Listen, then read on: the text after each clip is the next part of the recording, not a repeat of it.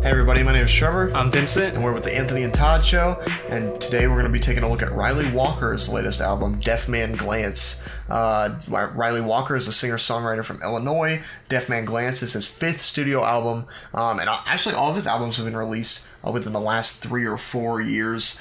So he is kind of an up-and-coming artist. He's done like a couple collabs. He did an all-instrumental album where he plugged his guitar into like one... I guess port, and then his his buddy plugged his guitar into the other port, and they literally just like played duets on an entire album. But this is his latest album, and it's like, I wish there was no lyrics to it. It should be an instrumental album. I think that's what he's like good at. I think listening to this, it gives me vibes of what I liked about King Gizzard and Lizard Wizard's Polygon Wonderland. Very just like, kind of like, I don't know, spacey, kind of like, I don't know, like it's otherworldly like kind ambient of rock music. Yeah.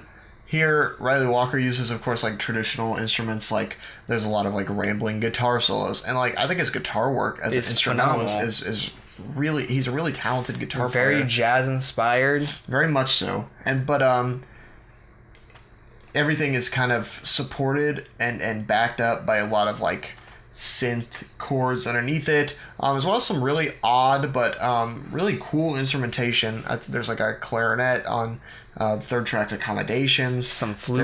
There's some flute work. Actually, on Telluride Speed. Actually, I think Telluride Speed is my favorite favorite track on here. The flute kind of guides the entire track through like a lot of its rambling guitar and vocal melodies, and it gives them purpose. And I think that's kind of like it's a good metaphor for the rest of the album as well, in saying that Ryley Walker, I feel like, needs, a phenomenal guitar player, of course, but he needs direction. He lacks a lot of direction when he's on this album. I've heard this album described as the album for a road trip, but your car keeps breaking down, which I think is a good way to put it. And it was like a favorable comment. It meant well, but also I see that like we're driving in the desert and our car just keeps breaking down over and over and over. It's got that kind of feel to it. It's almost got like a Led Zeppelin kind of mythology feel to it as well, on tracks like, of course, In Castle Dome or 22 Days. And of course the flute reminds me a lot of like Stairway to Heaven, of course. But I ultimately just think that Ryley Walker needs some direction, and some of these weird instrumentation choices bring that direction for him.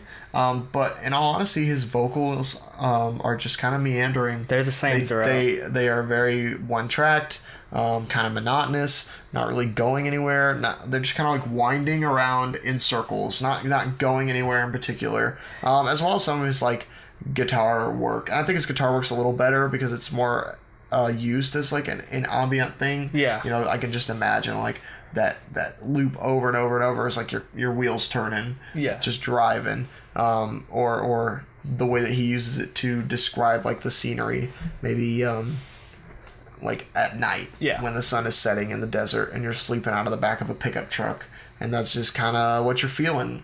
The synth chords kind of back you up. It creates like a very ambient headspace. But yeah, I think all in all, this album just lacks a lot of direction, like a road trip through a desert might do. You know, you could be driving through the desert for days, and all you've seen are sand and rocks, and it all looks the same. And I feel like that's kind of what we experience here on Deafman Glance. Yeah, I like the production a lot, but I also think Ryley has nothing to say over top of it. The only time I'm actually kind of interested in like lyrically is the track 22 Days, where he talks about how he set himself up 22 days to either get sober, make himself a better life, or get a plan to make himself a better life. Yeah. But like the rest of that, I feel like lyrically, I feel like it's hard to pay attention to everything he says because you just are so in a different headspace of the lyrics. And honestly, I would have loved this album a lot more if it was just a instrumental album. I think instrumentally it's fine. I think that's what he works best at, is instrumentally. When you put kind of like these lackluster, almost kind of forced lyrics on top of it, it doesn't really do it justice. And I think his performance is fine, but it's not anything special. I think production is where he like he stands out, and I almost would rather see him work with other artists instead of that can give us credible lyrics and give us credible work of performances while he handles production, because I think the production of this is great, but like anything else into it kind of just meagers. It is mostly one note throughout the production but I think it's very beautiful and fun. Makes me think of it's very mythical in a sense, like I'm traveling through this kind of like forbidden forest of some type. I'm about to fight a dragon, but yeah, that's the vibe it gives me. I think it's a nice like late night listen. It's a nice soft rock almost kind of listen. Some quiet hours music, but I don't think there's too much depth in here that kind of I don't think so. And the lack of direction that Trevor described is how much I pretty much feel. I think overall I'm gonna give this like a 6. I think it just needs more. It either needs to be fully instrumental or it needs to very, very heavily increase the amount of vocal performances and the amount of clever lyrics that are being put on this, because I think all in all there's not too much to write home about besides a lot of how the production is combined, how the guitars combined with a bunch of this weird choices of instrumentation. I think Ryley Walker's a great guitar player, but I don't think that can save him for the entire 40 minutes of the album runs. I don't know, it makes me just a little sad or a little melancholy to know like there are artists that are out there that kind of like are making mistakes like that, where they just kind of lack direction, but they're amazing like instrumentalists or just have an immense amount of talent, and it's just not, it doesn't show itself to its full potential in the projects that they make. I'm gonna have to give this project a 5.5. I liked some of, like I said, like I liked some of the songs on here. Telluride, Speed is just one of my favorites. Like that's why I wanted to listen to this album and review this album, is because I heard this track, as well as, like you mentioned, 22 Days with an actual narrative. But overall, the production, like you said, and the good,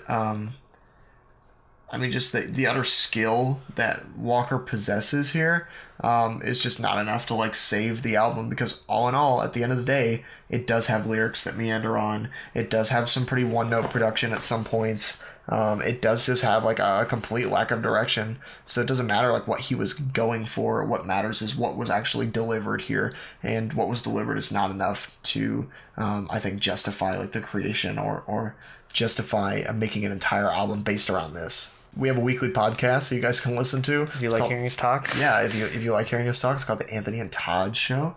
You can give us a rating on Apple Music, and you can comment on our YouTube videos, and tune in and listen to us on all music streaming services for the podcast, as well as a lot of reviews on YouTube. We just recently reviewed Courtney Barnett's latest album, Tell Me How You Really Feel, as well as the new Parquet Quartz album, Wide Awake. So those will be out, and you can check them out on our channel. Anyway, I've been Trevor. I've been Vincent. Until next time, guys. See you, boyos. Bye, everybody.